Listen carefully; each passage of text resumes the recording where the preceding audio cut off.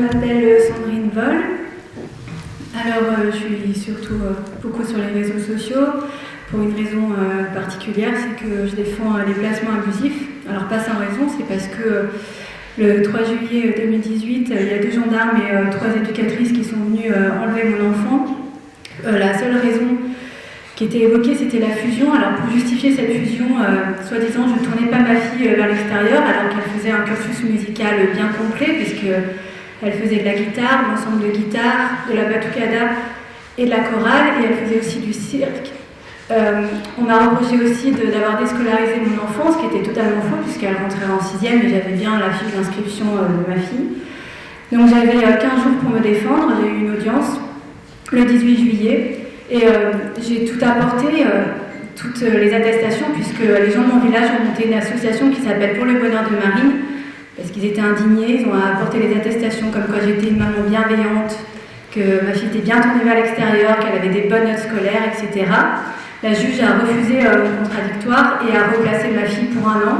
J'avais le droit de voir ma fille 1 heure tous les 15 jours dans une pièce fermée, surveillée par 2 éducateurs. Et ce qu'on me demandait de faire, c'était de ne pas trop lui faire de câlins, pas de trop de bisous, ce qui était quand même assez surréaliste puisque ma fille a vécu 10 ans avec moi. Je l'ai élevée toute seule et elle passait d'avoir sa maman au quotidien tous les jours avec des bisous, des câlins. Et là, on se voyait 1 heure tous les 15 jours dans une pièce fermée et on m'obligeait à ne pas lui faire de bisous et de câlins.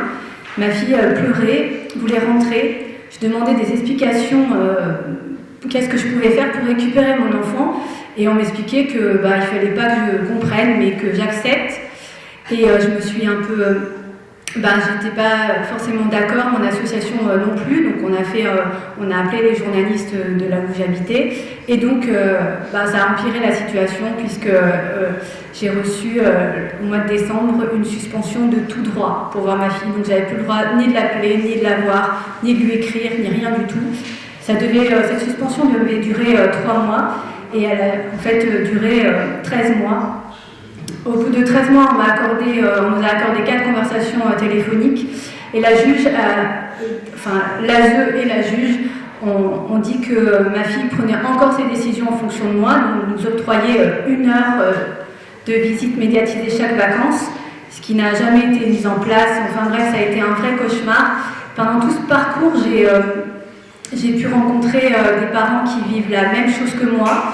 J'ai rassemblé 380 dossiers, vraiment des placements incroyables pour des raisons complètement de suspicion de maltraitance, puisque c'est du sous-poids, surpoids, manque de cadre, fusion, les conflits parentaux. C'est des suspicions alors que d'autres enfants sont réellement en danger. Et voilà, aujourd'hui, j'essaye d'aider les parents judiciairement, puisque ayant rassemblé ces 381 dossiers, j'ai essayé de comprendre comment ça fonctionnait et quel était le problème de tout ça, et j'ai vite compris qu'en fait, ces placements, c'est un gros trafic, c'est du conflit d'intérêts, c'est pas du trafic, c'est du conflit d'intérêts, et que le président départemental, c'est lui qui gère l'ASE, donc les fonctionnaires de l'État, et c'est lui aussi qui donne les budgets de toutes ces associations, puisque dans tous les dossiers, il y a une association. Les foyers sont sous forme d'associations. Il y a énormément d'associations tout autour de ces enfants.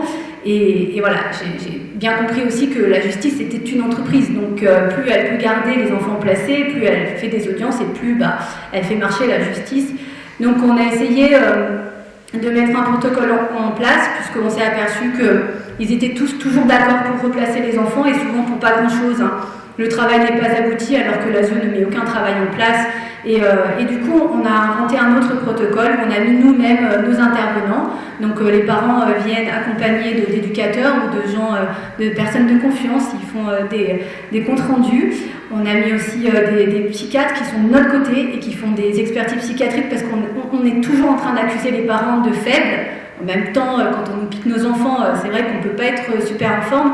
Et en tout cas, ces parents, ce sont des battants, et ils sont extrêmement formidables et humains. Et c'est pour ça qu'on les a choisis aussi, parce que souvent, ils sont humains et faibles, donc pour la société, enfin en tout cas pour ces gens. Et voilà, aujourd'hui, on a sur 380 dossiers, on a pris 50 dossiers, et il nous en reste plus que 13 à sortir les enfants. En tout cas, il y a ce protocole qui est mis en place. Et on voudrait aujourd'hui, l'association pour le bonheur de Marine voudrait aider d'autres parents, mais c'est un manque d'argent puisque ce protocole il coûte de l'argent. On prend un avocat pour les enfants en dehors de la juridiction, donc il ne prend pas l'aide juridictionnelle.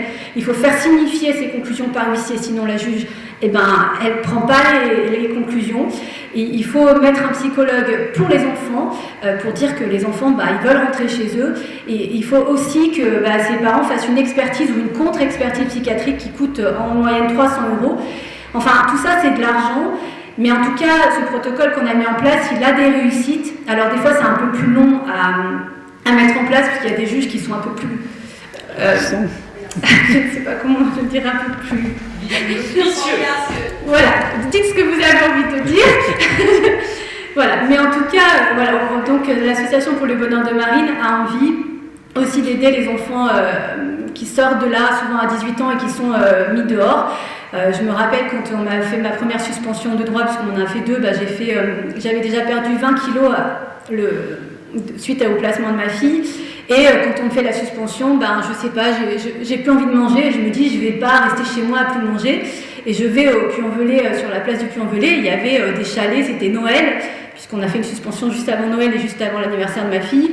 Et du coup, je rencontre plein de gens, et c'est là que je comprends que je suis pas la seule, et que c'est pas une erreur judiciaire, et qu'il y a plein de gens qui vivent ça, des éducateurs qui viennent me voir pour me dire mais c'est un cauchemar cette protection de l'enfance, des psychologues, des avocats qui me parlent aussi que c'est incroyable et qu'ils ont l'impression d'être impuissants, et je rencontre surtout 3 jeunes qui étaient mis dehors à 6 mois d'intervalle, et qui m'ont dit d'ailleurs que si leur maman avait fait une grève de la faim pour les récupérer, ça leur aurait fait très plaisir. Et ils étaient super, ces jeunes, et ils sont livrés à eux-mêmes, c'est incroyable. Donc en tout cas, l'association pour le bonheur de Marine aimerait avoir des locaux pour faire une brocante solidaire, une recyclerie, et pouvoir récupérer certains jeunes pour qu'ils viennent travailler. Et également, avec cet argent, si on pouvait... aider les parents vraiment financièrement pour les aider à sortir leurs enfants le plus rapidement possible. Donc voilà, on a besoin de partenaires, on a besoin de financement, on a besoin aussi de gens qui, j'en connais quelques-uns, mais si on peut en avoir plus pour proposer aux parents, de bons psychologues qui peuvent accompagner ces parents, ou des thérapies. En tout cas, il y a des gens qui font du yoga, et on pourrait organiser en groupe, et puis même aider les parents judiciairement, parce que nul n'est censé ignorer la loi, mais nul n'est censé la connaître. Et tous ensemble, avec nos petites expériences, on peut tous essayer d'aider ses parents. Et c'est vrai que quand on nous place nos enfants, on est on se rend pas compte au tout début qu'on est face à une magnificence judiciaire, administrative, et finalement on n'y croit pas, on se dit qu'on va s'en sortir, et au final, si on n'est pas préparé, on va pas le faire correctement, et du coup, ça sera pas possible de sortir nos enfants très rapidement, et plus on perd du temps, plus c'est difficile de les récupérer, parce que ces enfants, ils sont vraiment manipulés.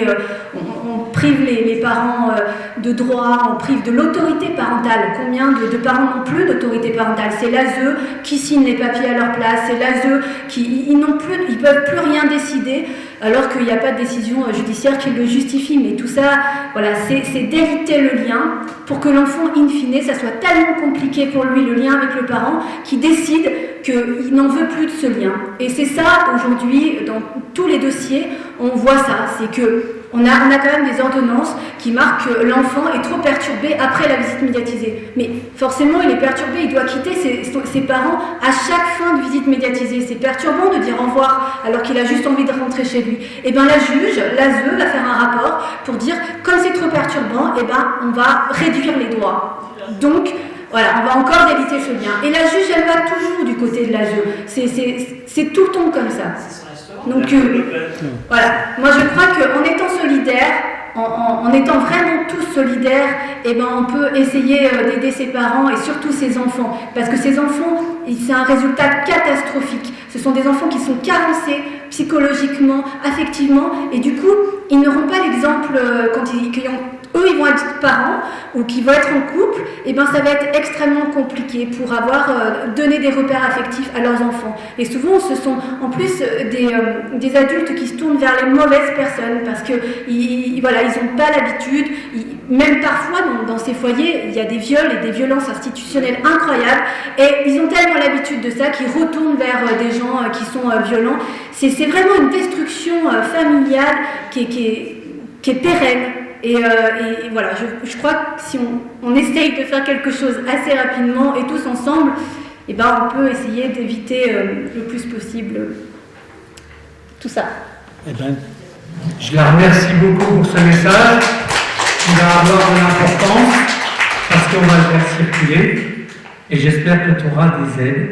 J'espère qu'il y a des gens qui verront cette vidéo-là, que tu retrouveras des fonds pour continuer ta mission. Merci. Je te remercie beaucoup, c'est moi qui te remercie.